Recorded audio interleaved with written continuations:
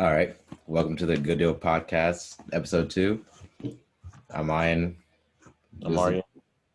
And we're the founder and co-founder of the Seymore Company, shifting the narrative for ethically diverse businesses. Today, we wanted to chat a little bit about risk management and property because it's really been a hit with our clients and, a lot of people who watched our last webinar are really interested in property. So I want to expand upon that more, just risk management, how to do it the right way. So the first thing we want to start off with was macroeconomic risk. So we already know property, like the value is influenced by inflation, interest rates, unemployment, just broad economic trends, right? For example, say manufacturers that move out the U.S. to cheaper countries, that will cause a economic downturn in the area.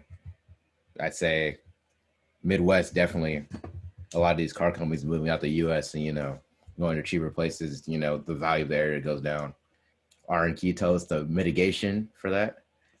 So, to mitigate that, we would like to have a full understanding of basically our assets and all that stuff, and just not making risky debates with your money. You can't have a gamble without full understanding of all your factors and variables, of course.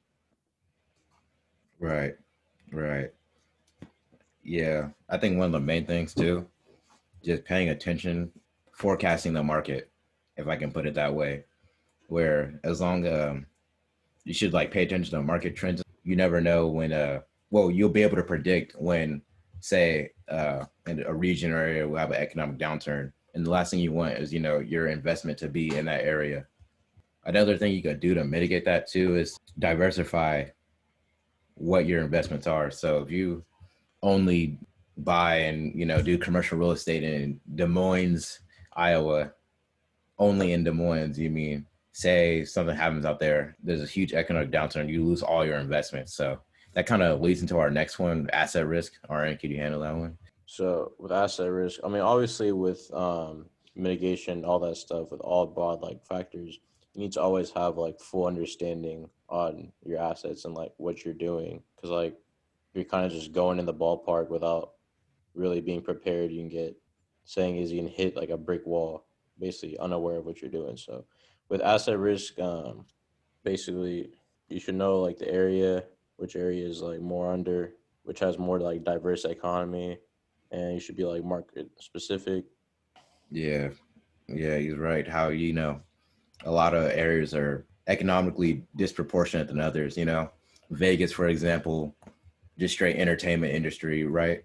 And then you have Seattle, for an example, that has the entertainment, but also has the tech, the medical, and all that type of stuff. So, say you invested in property in Vegas compared to Seattle, you would take a hit hard. If say economic downturn happens in Vegas, you would take a harder hit in Vegas just because their only sole form of equity is entertainment, while Seattle, you could take more hits because the economy is more diverse.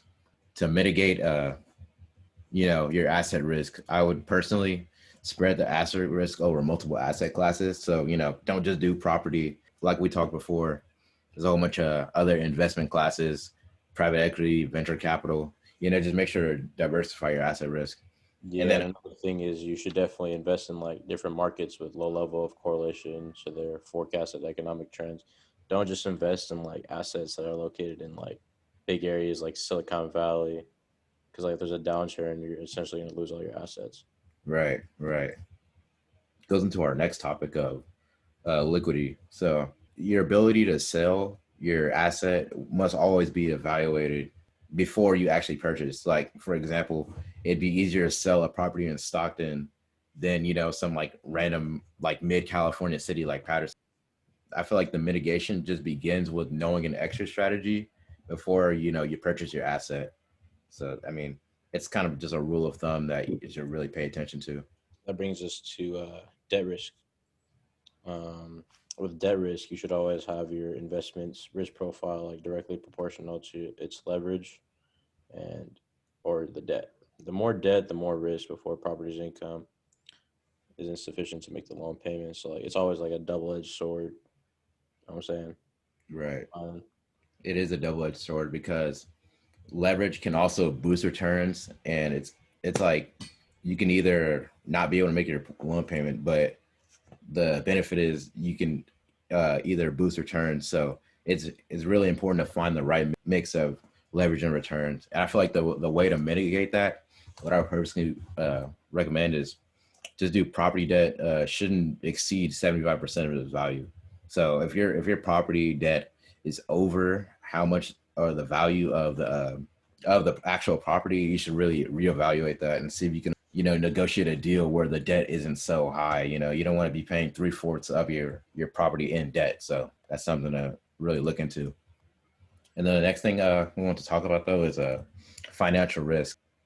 Say if you want to do it by yourself, or if you're going through like a property firm, investment firm, or a property fund.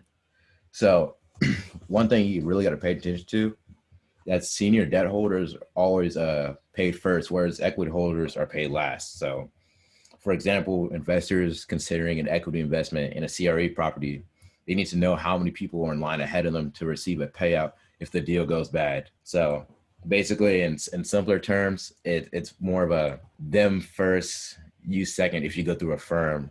So the people who, contribute the most to the fund, they get paid out first in case the deal goes bad. So say you have a property, I'll give a really simple number of like $1 million, right? And they put like 600,000 to it. In the deal, you say you have the deal structure is like a 50% deal to the debt holder if the deal goes bad, right? You have to liquidate. You're forced just to sell it. So with the numbers we gave, 50% of that will go to the senior debt holder, and then the rest is just divvied out between the shareholders and equity holders. And I feel like the mitigation for that one though, it's just a full understanding of the loan and operating agreements, and make sure they don't incentivize bad behavior. yeah. Another thing is you should always evaluate all risks above before deploying capital. Like I said before, always like have a grip on what you're about to do. You know what I'm saying? Never do something blindfolded. Right. You should always review each deal to ensure it meets the threshold for an accepted level of risk for that institution. Firms should have resources allocated to protecting the capital of the institution and the investor. And you should always analyze tenants' financial statements. Make sure they can pay and like their credit risk. You can't just have like negligent tenants, Right. destroy your house. Yeah, for real. I mean, we've seen that a lot. A lot of people just, getting their house, destroyed by, tenants and stuff. And You're I gonna have mean, to pay for that. It's gonna come out of your pocket, not theirs. I like how you mentioned that it's going to come out of your pocket too, because part of risk management, determining how you want to invest. So if you did it by yourself, like you invested property by yourself, then it will come out of your pocket. But say you went through a firm, firms have resources allocated to protecting the capital of the institution and the investor, right? So that's not going to come out of your pocket. And say they have a $500,000 cushion, right? Like you can get $500,000 worth of damage onto that property, and the firm will be able to pay it off with no payback and stuff.